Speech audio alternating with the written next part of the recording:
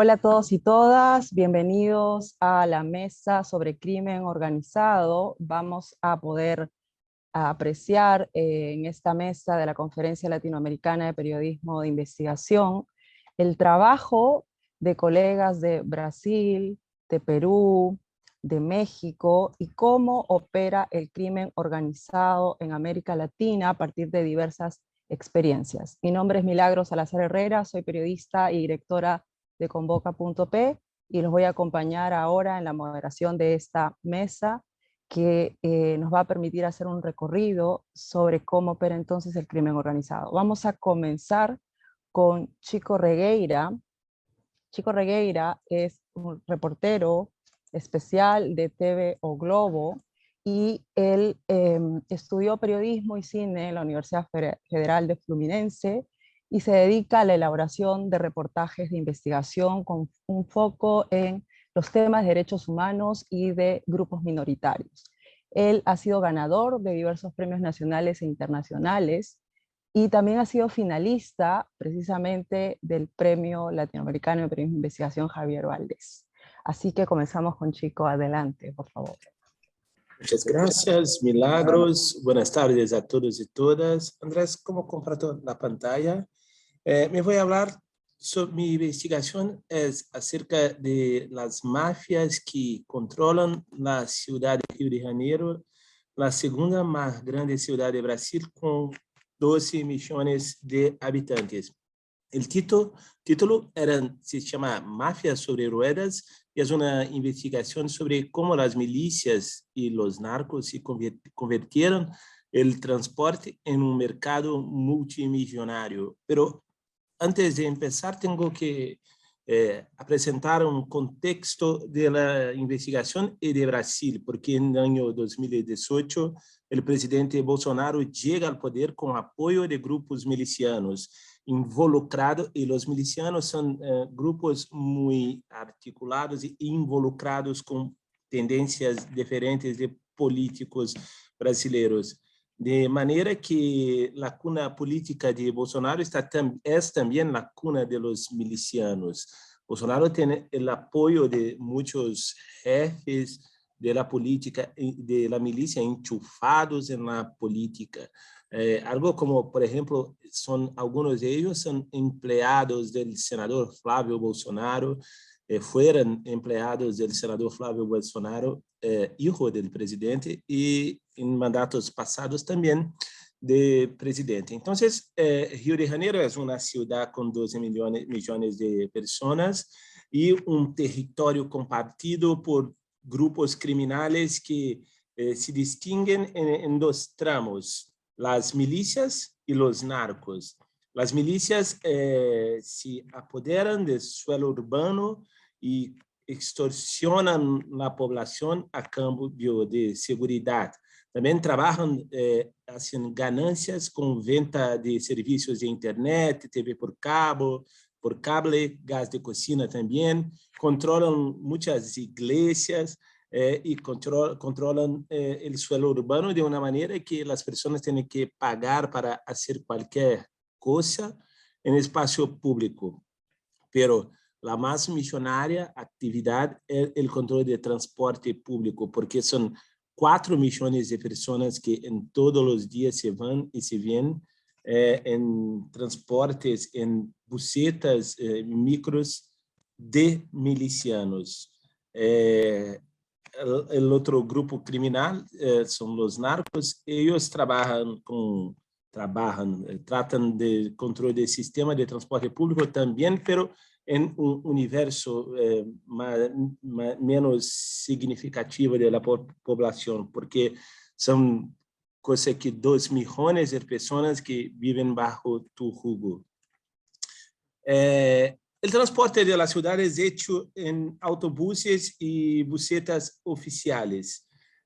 Las busetas deberían hacer la línea complementaria, llevando las personas hasta el centro, hasta los centros, donde toman transportes de alta capacidad. Pero este sistema fue tomado por narcos y milicianos que consiguieron hacer eso abajo de amenazas, torturas y muertes, tirando las líneas oficiales de tus trayectos y poniendo en su lugar busetas y buses controlados por ellos. Aquí voy a poner un poquito de la reportaje para que entiendan un poco el contexto.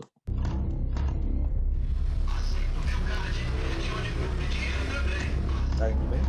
Atividade, Rio 43, já vamos sair. Vamos, matar. Passar os arregos dos policiais. Um sistema tomado pelo crime,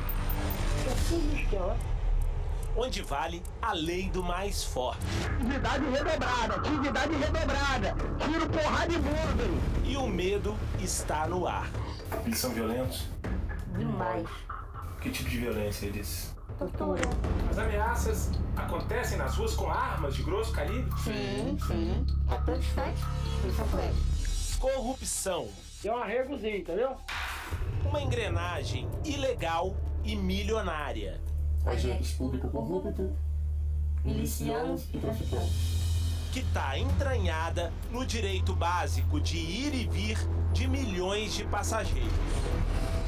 É possível rodar com uma van na cidade do Rio de Janeiro sem pagar a milícia? Não. Se mudar para o tráfico. E da milícia, a alteração do valor. O valor é mais alto, 750 e 1.000, dependendo da linha. O sistema de transporte público está sendo tomado por traficantes e milicianos. As áreas controladas pelos bandidos são divididas entre eles, que têm até acordo para determinar quem cobra e em qual lugar. Bien. Sí. Bien, para se tener una idea del tamaño de la ilegalidad y de la fuerza de esta receta, en la ciudad hay 2.048 busetas oficiales, legales, que llevan 180 pasajeros por día a más o menos $1. Al mes, las busetas legales movimentan 11.059.200 dólares. Pero los transportes ilegales en las ciudades, las busetas ilegales son 10.000, 5 veces más do que el sistema legal tiene. Cada una lleva más pasajeros, 200 por día. Son 60 millones al mes, 720 millones al año, algo como 6 veces la receta de la legalidad. Ese dinero arrecadado con las pasajes, con la exploración de transporte público, es usado, claro, para el financiamiento de armas y drogas. Para revelar cómo los criminales dominaron el sistema, yo y mi equipo nos infiltramos en la mafia. Este proceso inicialmente fue hecho por mí a través de una red social. Yo empecé a conversar con los milicianos y conseguí me infiltrar en un grupo. Pero había un segundo paso que se debía hacer, se poner cara a cara con ellos y saber cómo dividen las líneas y cómo hacen para explorar los choferes y cómo ese es el cambio, el trayecto del dinero que ganan. Entonces nos infiltramos en la mafia y aquí hay un corto vídeo con un poco de este trabajo de resultado de esta infiltración. A organização criada pela milícia para lucrar com transporte é complexa. Cada linha tem um operador responsável pelo controle de cada veículo. Nós identificamos um deles, apontado como liderança entre os milicianos, que só conversa por telefone e se apresenta como Boca Murcha. Você pode ficar tranquilo, eu resolvo tudo, pode deixar. Só aqui a gente tem 10 carros rodando. É ele quem negocia os valores e chama de taxa de segurança um pagamento semanal que todas as vans são obrigadas a fazer. Se eu indicar, vem na hora. A segurança é R$650 por semana. Entendeu? Na realidade, quando a gente paga pra milícia, segurança aqui é milícia, cara. É milícia. Entendeu? Tem um rapaz que fica lá fora, outro que fica aqui, são 3, 4 fiscal e o branco. Você vai pagar pro branco. Entendeu? Tu paga pra ele via Pix, paga na mão, do jeito que tu achar melhor. Identificamos Branco. Ele é este homem, um dos controladores de linhas ilegais dominadas pela milícia. Passa os dias perto do calçadão de Campo Grande, na rua Augusto de Vasconcelos. Nossos repórteres acompanharam por semanas a rotina dele. Você? Então, cara, eu sou motorista, tenho carteira D. E, cara, eu trabalhei com meu pai como caminhãozinho e tal. Pô, eu queria ver como é que eu fazia pra entrar numa linha dessa, pra ser motorista. Só você consigo com a van, como é que consigo? Tendo carro e tendo dinheiro pra entrar, no mínimo R$12 mil pra começar. 12 mil? Ah, pra quem, papai? Aí fica muita informação, aí já não é da minha parte. Branco é o operador da milícia e recebe o dinheiro que as vans são obrigadas a pagar. Aqui, ele fala com um motorista. Depois chega outro. E mais um que se aproxima e entrega um bolo de notas. São R$750. É o pagamento da semana. Ele conta e depois guarda no bolso. Agora outro flagrante. Falta só os arregos dos polícia, né? Confere pra tu ver. O arrego no monitoramento. Mas aí é com ele. Motorista. A organização. Bien, y hay una gran red de A corrupción. taxa de monitoramento Hay una gran red de corrupción que es formada por policiales enchufados en los grupos milicianos y también por muchos agentes públicos. Y los grupos de la milicia, para tomar los pasajeros que deberían andar por la ciudad en transportes ilegales, crearon ciertas leyes propias, sus leyes propias que paran los vehículos oficiales mientras las busetas de los milicianos van pasando por los puntos. Y también no se puede pasar los buses oficiales porque los pasajeros tienen obligación de entrar en las busetas de los milicianos. Es algo como así. Essa van fecha o ônibus sem dó. E olha que ela nem deveria estar ali, porque o trajeto dela é bem longe. Y hay un otro punto de la organización, porque no son los fiscales que fiscalizan los criminales, pero son los criminales que fiscalizan los fiscales, porque ellos crearon una red que monitora todas las movimentaciones, crearon una red que monitora los movimientos de los fiscales y en tiempo real van pasando la información de dónde están.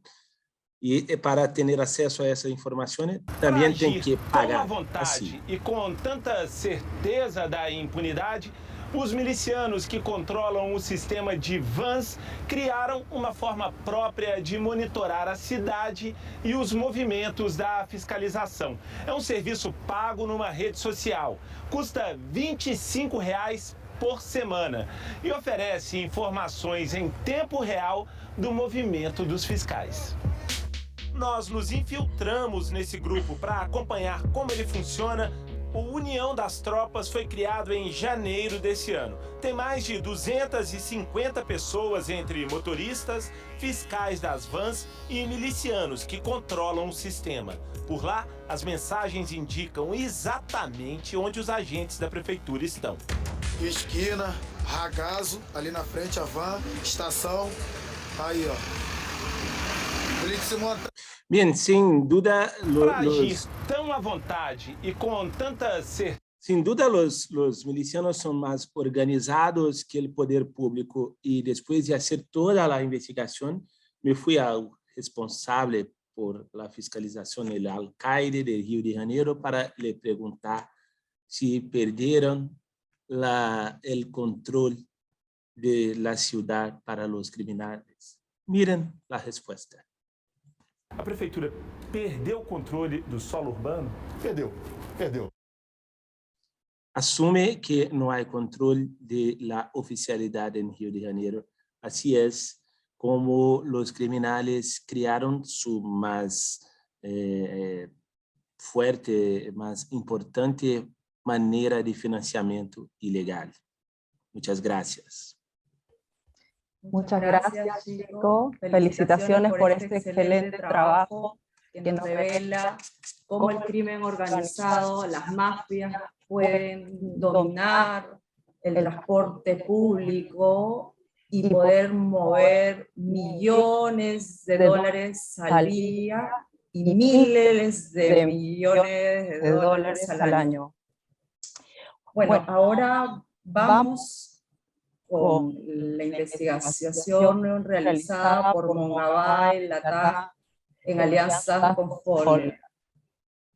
Este es un trabajo liderado por Alexa Vélez. Ella es editora de Mongabay Latam.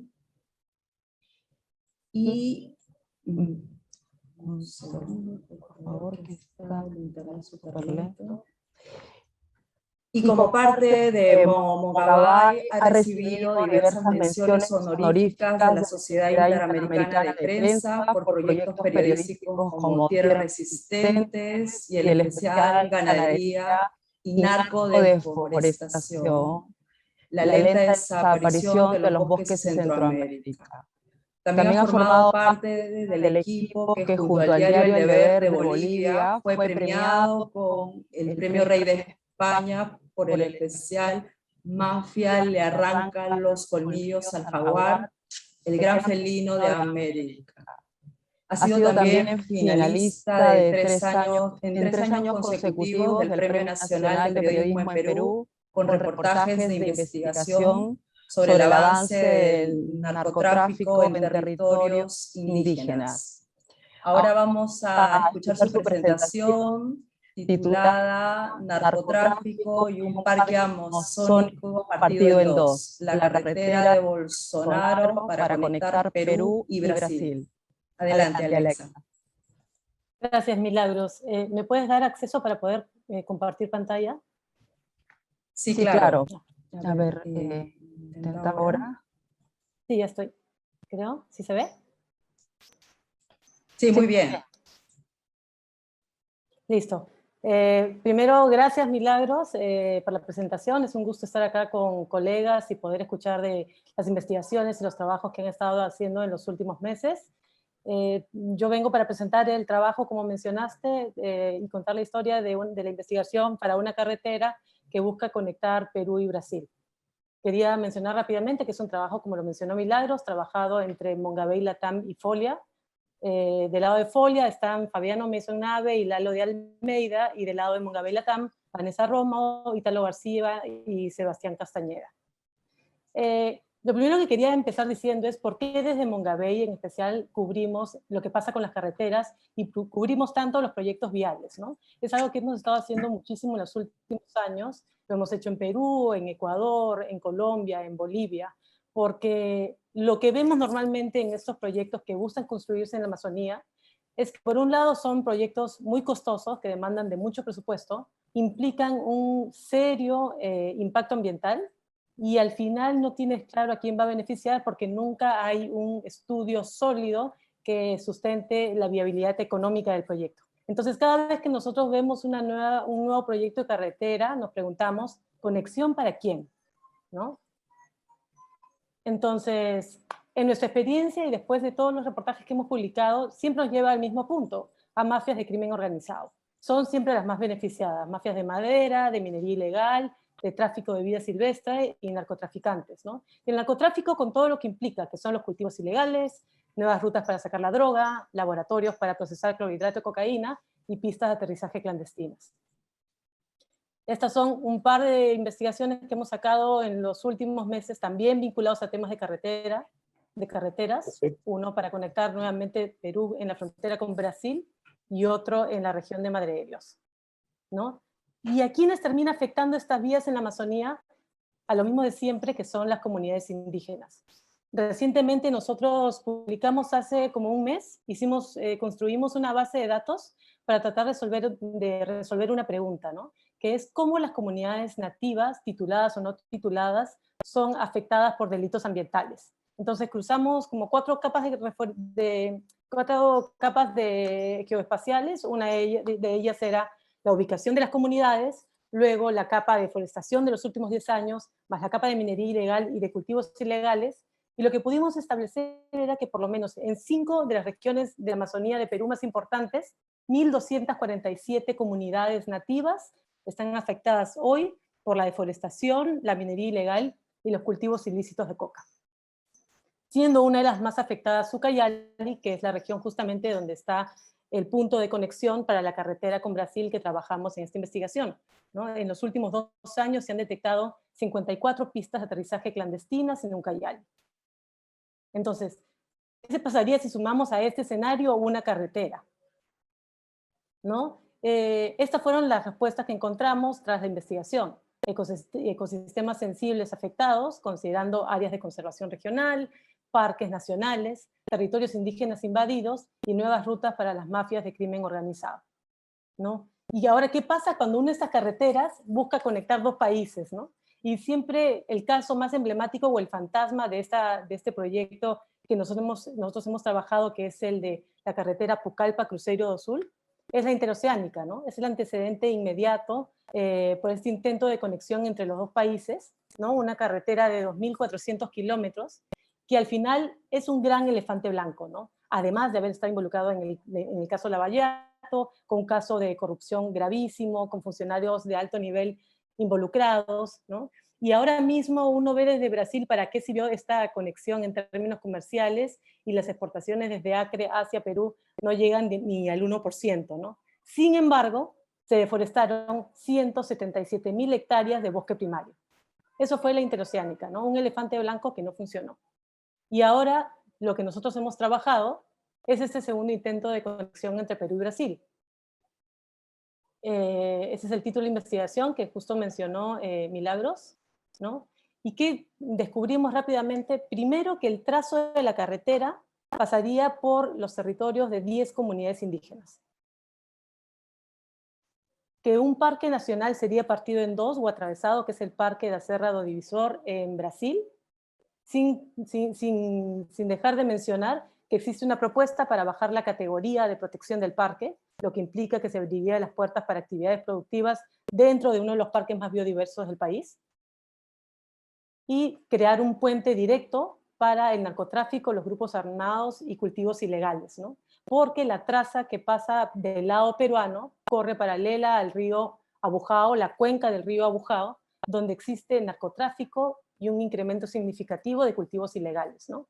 La policía ha confirmado que desde el 2010, por lo menos, esta ruta de la cuenca del río Abujao, por donde se construiría la carretera, es un puente para sacar droga hacia Brasil.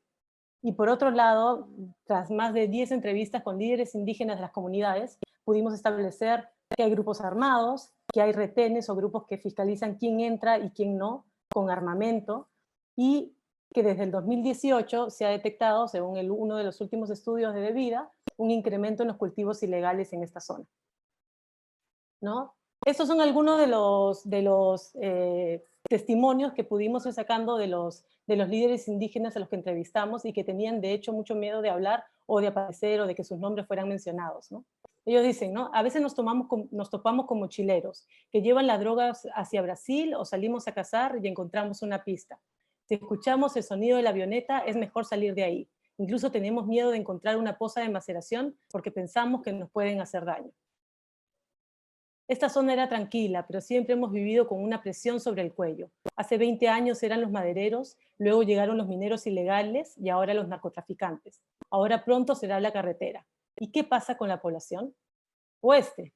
Todos los días vemos pasar a los narcos por la comunidad. A veces atracan sus botes para pedirnos pescado o comprar comida y nos pagan en dólares. Tenemos que aceptar, pero la situación está empeorando, ¿no? Entonces, este es el escenario y la zona donde se quiere construir una carretera sin que tenga los estudios que realmente lo sustenten, ¿no? Ahora, ¿quiénes están detrás o quiénes impulsan esta carretera entre Pucallpa y Cruzeiro do Sul? Del lado de Brasil es, bueno, la construcción de esta carretera viene de años atrás, por lo menos desde el 2003, el intento de construcción, pero cuando llega el presidente Jair Bolsonaro, sí empieza a impulsar nuevamente este proyecto, que es a partir del 2019.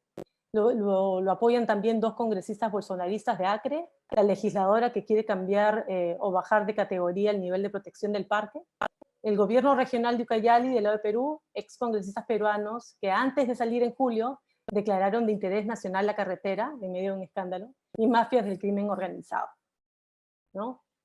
¿Cuál fue el punto de partida? Éramos 2 periodistas, Fabiano en Brasil y yo del lado peruano, que conversábamos sobre cómo veíamos que se estaba desarrollando este proyecto, ¿no? Y siempre nos consultábamos el uno al otro, ¿no? Yo le preguntaba, oye, ¿qué está pasando con Brasil? ¿Va a avanzar el proyecto? Él me decía lo mismo del lado de Perú. Y nos juntamos en un taller y fue en ese momento en el que pudimos aterrizar la historia y tras revisar la información que había salido nos dimos cuenta que no se había contado la historia en campo, en terreno, no se había ido. Y decidimos reconstruir todo el trazo de la carretera, pero con equipos yendo a campo, ¿no? Y eso fue lo que trabajamos y ese es el resultado de la investigación. Solo como un poco de contexto, este proyecto nace como idea en el 2003 como parte de la iniciativa IRSA. En ese momento autoridades de Brasil y Perú se reúnen en Cruzeiro para firmar acuerdos para la construcción de la vía, y estos compromisos y acuerdos se han seguido firmando inclusive ahora en el 2019, y desde entonces se han generado hasta 3 trazas distintas, ¿no? Para la vía. Esas son las 3 trazas que existieron. En la primera, del lado peruano, pasaba, por ejemplo, por el Parque Sierra del Divisor, se modificó, luego pasaba por la mitad de una reserva indígena para pueblos en aislamiento, y la tercera alternativa es la que está vigente ahora mismo, ¿no? El reto para nosotros, sobre todo del lado de Perú, era cómo llegar a la zona, porque teníamos una traza más o menos georreferenciada, pero no era claro por dónde entrar, a qué comunidades afectaba. Entonces empezamos a trabajar con un grupo de científicos y geógrafos para generar con imágenes satelitales un mapa que nos permitiera entrar al territorio y llegar a los puntos específicos que teníamos que visitar. Entonces, ellos tenían la capa de ubicación de las comunidades y también de deforestación. Nosotros sumamos la de cultivos ilegales y pudimos construir un mapa inicial, ¿no? Eso era lo que veíamos nosotros en imágenes y decíamos por dónde es que vamos a entrar a esta zona exactamente y a quién afecta, ¿no? Y construimos este mapa entre DAR y la Universidad de Richmond y establecer cuál era la traza, cuáles eran las comunidades más afectadas y además en cuáles de ellas estaban más afectadas por los cultivos ilegales.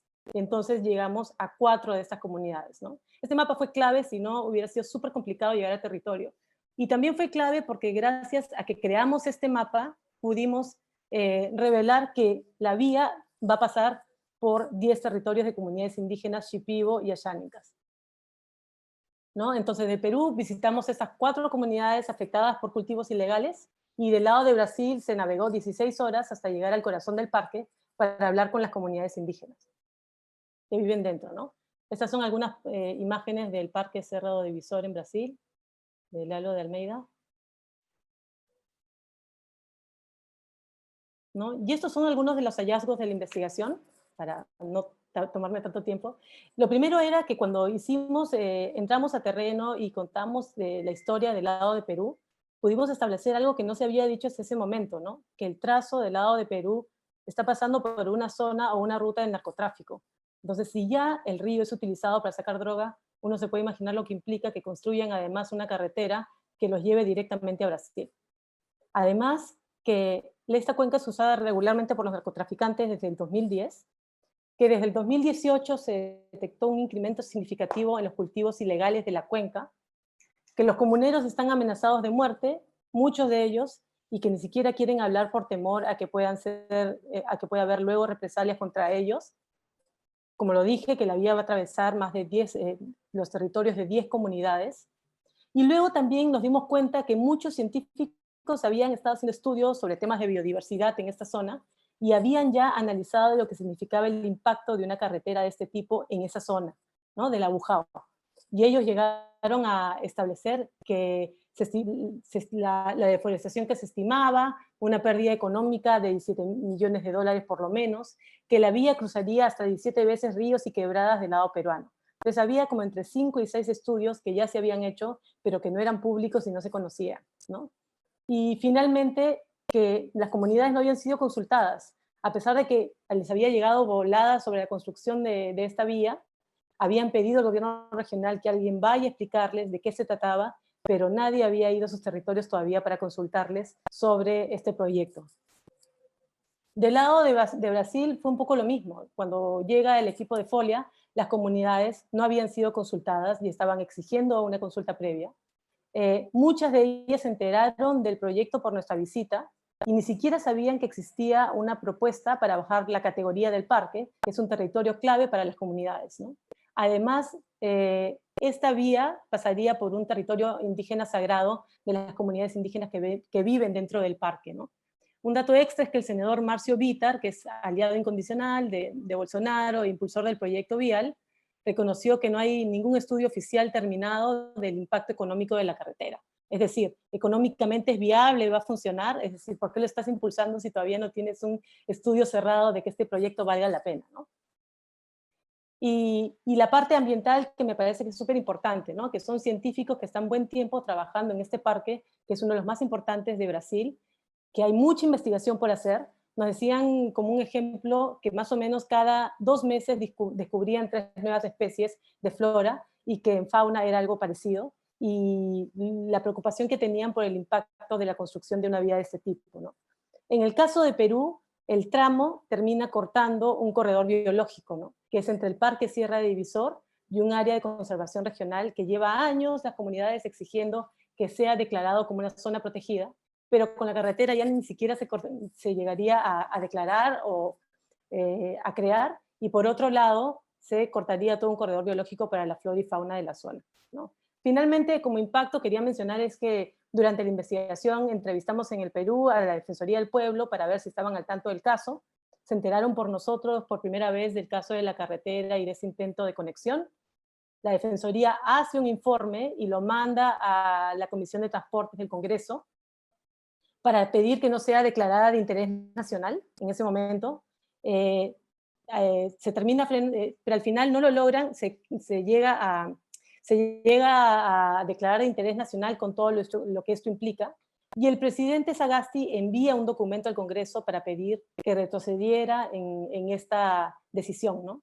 Dentro de esta carta se cita la información que Mungabey le proporciona a la Defensoría, y también se incluye el artículo que habíamos hecho previamente sobre la interoceánica, ¿no? Y los impactos de la interoceánica.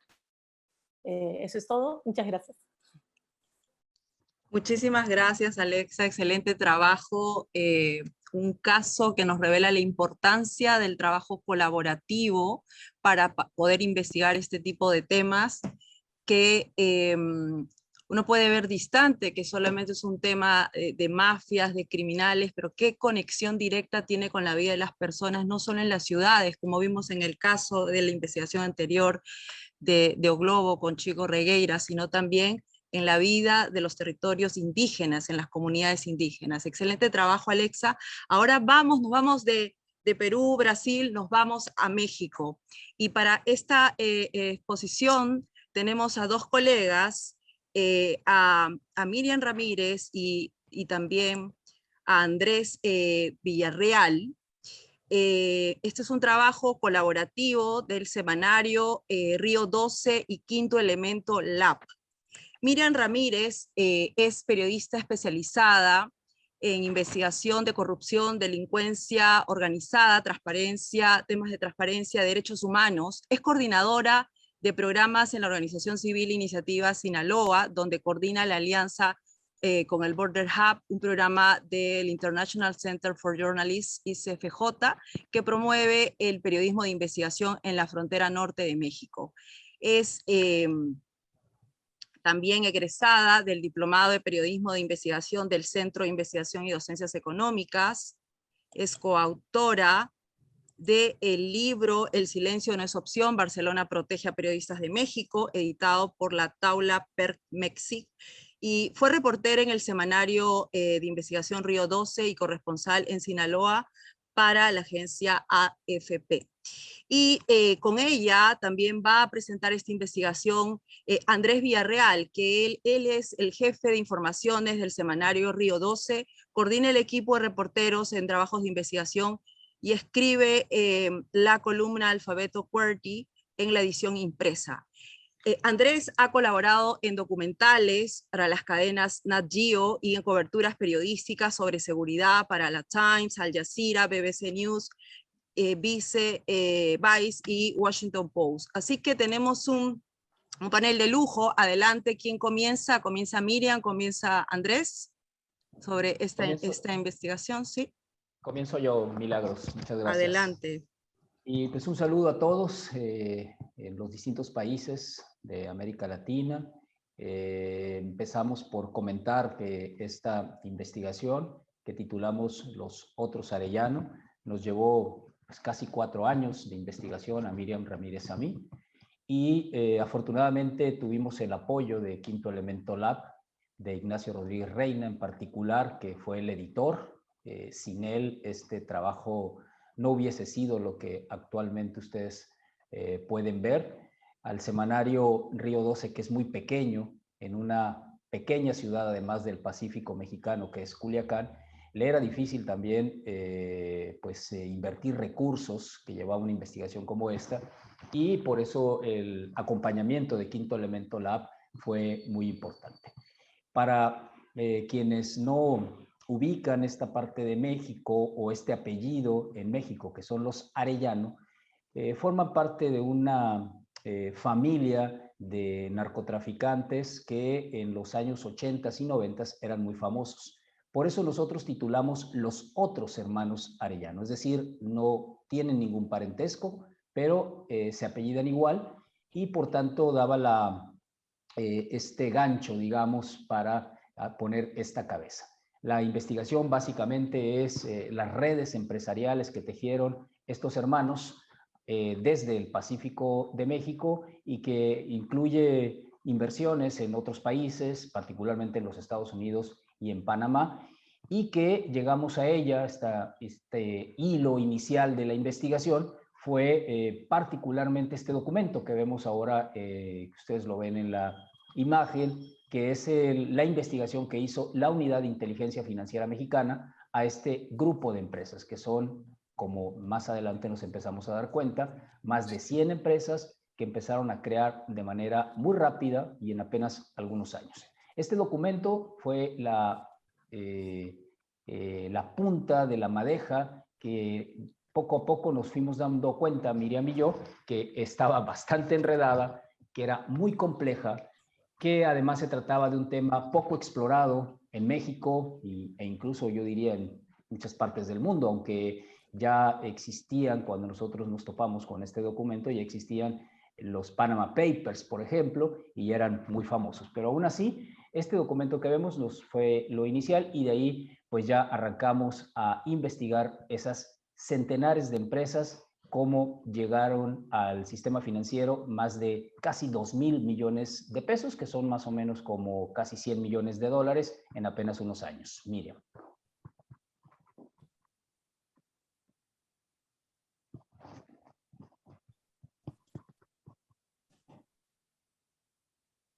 Adelante, Miriam.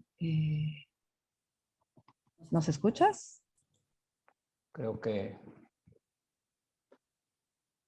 perdí. Yo la veo conectada, Miriam. Bien, podemos continuar con la presentación.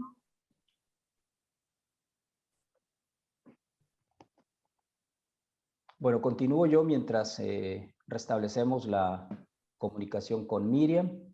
Decía yo que la investigación a grupos empresariales en nuestros países no es tan fuerte como sí lo es contra el crimen, investigaciones relacionadas con el crimen organizado y por supuesto en relación al servicio público, a la política y a los gobiernos.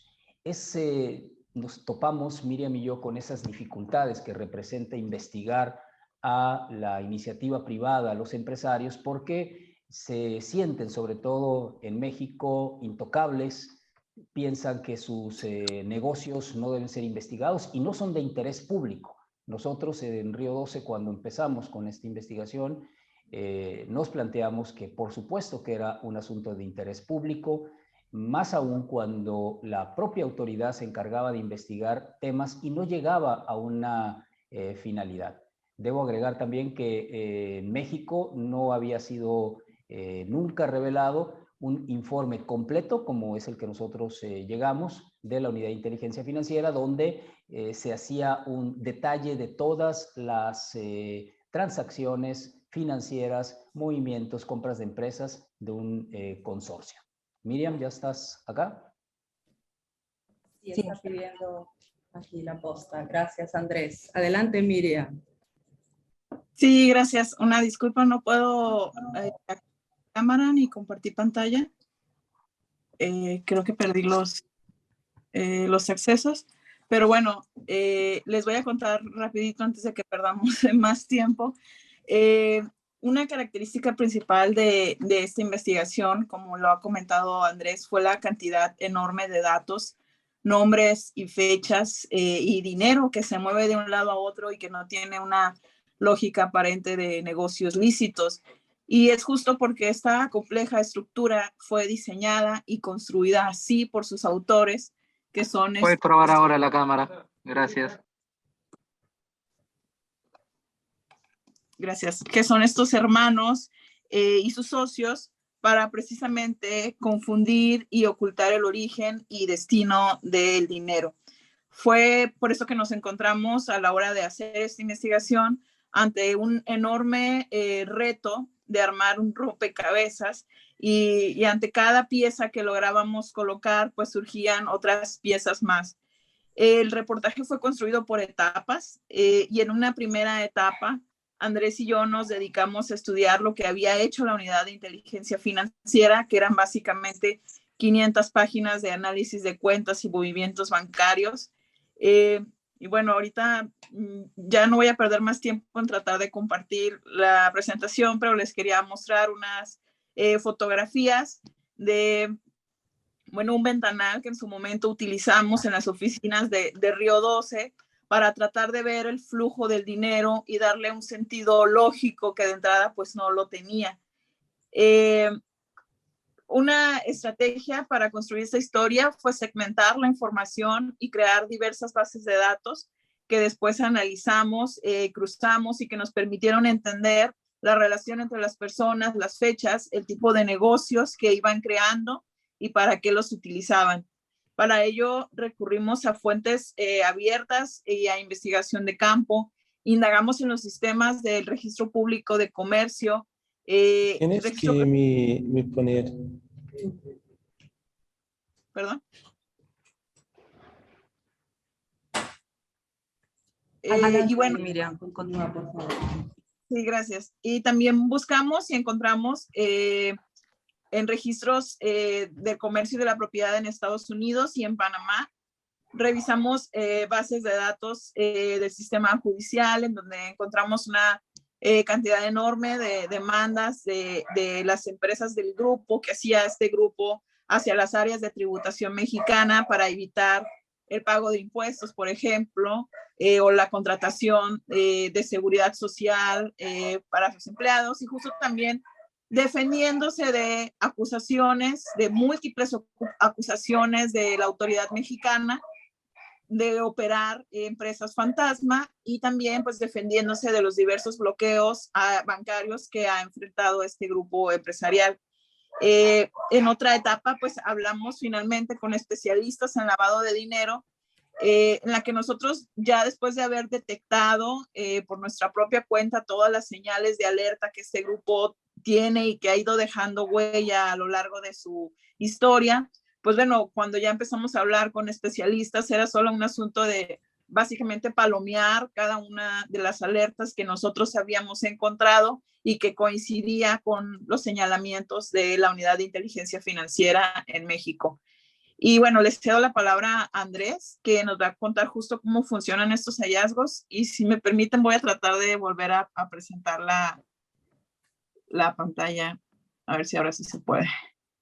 Bien, gracias Miriam. Para que nuestros colegas de los distintos países puedan darse una idea de lo que significa este grupo empresarial, pensemos en un muy pequeñito despacho de contadores que seguramente existe en todos nuestros países y que súbitamente, en apenas unos cuantos años, y gracias a distintas relaciones, entre ellas relaciones políticas, lograron conformar un grupo de empresas impresionantes que les ha llevado a tener varios hoteles, una cadena, la más grande de hecho en México para la renta de autos, comprar equipos deportivos profesionales, en este caso de béisbol, intentaron también incluso construir un estadio, entre otras cosas.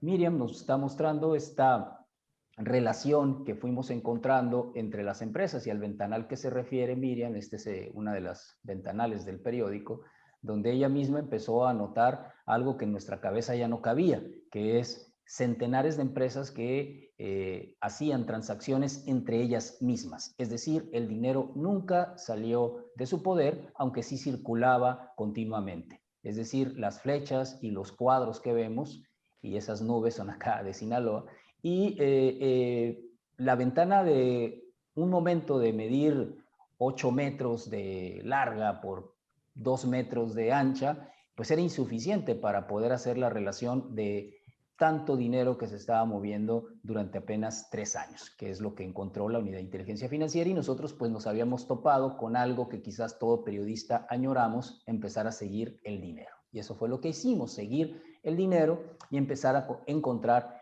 esas relaciones que había entre nombres, entre empresas y entre distintos grupos que entre ellos mismos hacían ese movimiento de dinero que a veces a nosotros e incluso a la misma Unidad de Inteligencia Financiera le parecía incomprensible, pero no lo era y no lo es, de hecho. Es bastante comprensible lo que hicieron. Miriam nos va a hablar ahora del nexo que encontramos también con García Luna, que ahí ya era una situación distinta. Pues sí, gracias Andrés. Como les comentamos, ese trabajo, hay 2 partes de la historia. La primera que les hemos compartido, hablamos de quién es esta familia, las 2 investigaciones que enfrentaron de parte de la Unidad de Inteligencia Financiera y los bloqueos que hizo a sus cuentas bancarias, y bueno, la presunción y la denuncia de que pues este imperio se construyó con lavado de dinero, ¿no? Pero entonces decidimos contar en una segunda parte cómo es que este grupo tiene una relación directa con el exsecretario de Seguridad en México, Genaro García Luna, quien actualmente enfrenta un proceso penal en Estados Unidos, acusado de colaborar con el cártel de Sinaloa a cambio de sobornos millonarios. Y para esta parte fue fundamental nuestro editor en la investigación, y que en la segunda parte se convierte en coautor, que es Ignacio Rodríguez Reina, de Quinto Elemento Lab. Y pues Nacho estaba bastante empapado con la investigación que estábamos haciendo, la conocía perfectamente, nombres, y de forma paralela él venía investigando los casos de líderes de grupos criminales a los que se les habían descongelado sus cuentas bancarias al final del periodo del expresidente Enrique Peña Nieto. Y también él estaba muy involucrado en investigar todo el expediente y todas las indagatorias que estaba haciendo la autoridad mexicana sobre el caso de García Luna. Y coincidentemente en estas investigaciones que Nacho hacía, pues ahí aparecen estos hermanos y sus empresas pues a las que conocíamos justo por este trabajo que estábamos haciendo.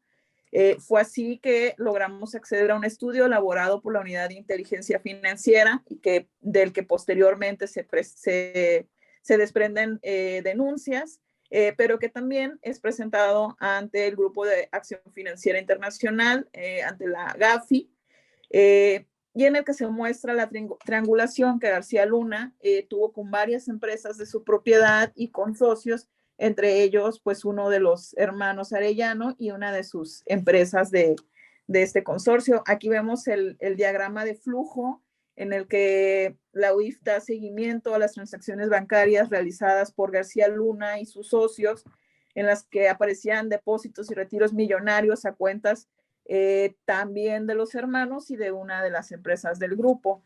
Y bueno, en esta segunda parte ya nuestra investigación se trata más en indagar a esta empresa que es operadora Grupo Gasmart, que es una empresa que se dedicaba a dar servicios de contables y fiscales y que forma parte del grupo al que estábamos investigando.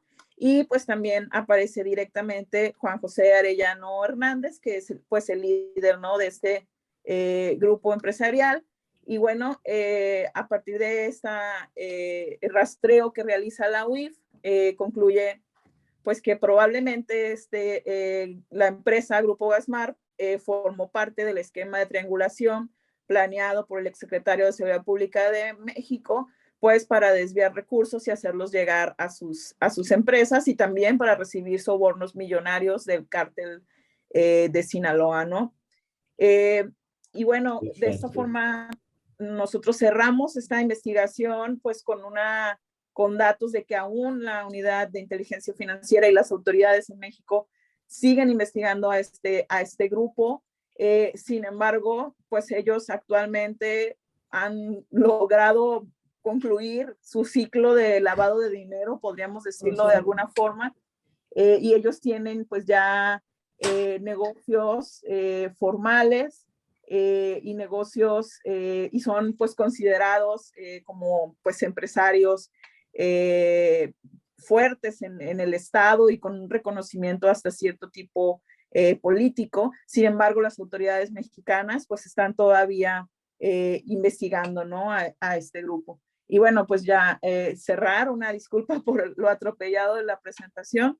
Y bueno, pues recordar que en esta investigación participamos Andrés Villarreal, Ignacio Rodríguez Reina, y pues fue gracias al apoyo de Río 12 y Quinto Elemento.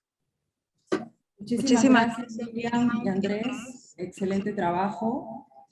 Y bueno, no da tiempo para las preguntas, lo lamento. Estamos ya cerrando la conferencia, la Colpi, pero haciendo una revisión rápida en un minuto, lo que podemos ver es cómo se puede, en el primer caso, en la investigación de Chico Regueira, el reportero se infiltra en este sistema creado por las mafias, por las organizaciones criminales, ¿no? Cómo metodológicamente uno también puede plantearse como reportero una estrategia con las medidas de seguridad necesarias para conocer por dentro cómo opera la mafia, ¿no? En el caso de este caso de que el transporte público estaba tomado por estas organizaciones criminales y sigue tomado en Río de Janeiro. Y en el segundo caso, que nos contaba Alexa Vélez, en esta investigación de Mongabay con Folia, es el impacto en diversos aspectos que puede tener la construcción de una carretera, que se puede pensar que es una vía, de hecho, necesaria para la población y sin embargo puede servir como corredor para la mafia y tener un impacto ambiental, social, ¿no?, que es importante revelar, en este caso de esta carretera que conecta Perú y Brasil. Y en el tercer caso con México, un caso sumamente complejo porque al seguir los periodistas esta ruta del dinero revela el movimiento de dinero en el sistema financiero, estas triangulaciones entre empresas, ¿no?, estas conexiones de grupos empresariales, el poder político, las mafias, ¿no? Y vemos esta pretensión de mirar cómo opera el sistema.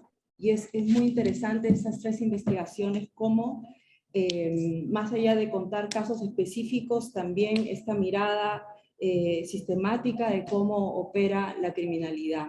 Así que felicitaciones, los invitamos a todos ustedes que están conectados en Colping a poder visitar los sitios web y los medios de comunicación y ver los trabajos de estos magníficos reporteros y reporteras.